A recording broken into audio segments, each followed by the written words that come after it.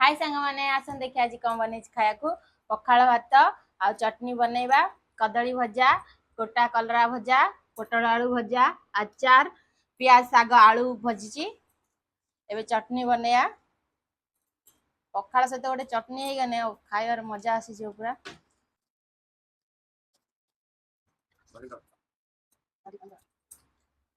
तार एमती खाଇବା न हेने ता मन पसंद होनी आ एमती टिके चटपटिया पखाल खाए खाई देले झियो बेलू पखाल खाई आसी छोटटे बेलू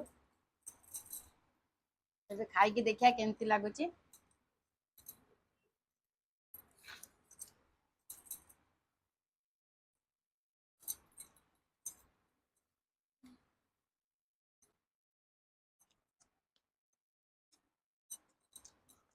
प्याज साग तो बहुत टेस्टी लगे मस्त खाया